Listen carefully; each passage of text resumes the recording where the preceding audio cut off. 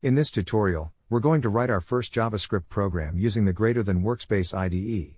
This program will be a simple Hello World application that will introduce us to the basics of writing and running JavaScript code. First, we need to create a new file to write our code in.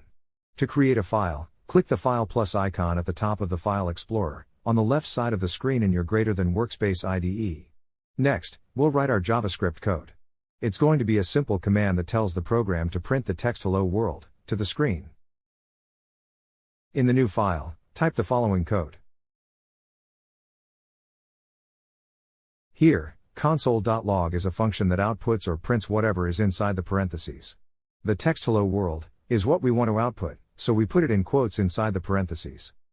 Now that we've written our code, we can run it by pressing the play button in the upper right corner of the Greater Than Workspace IDE. Let's press the play button to run the code. And after running the code, you should see the output in the console. And there you have it. You've just written and run your first JavaScript program. Congratulations!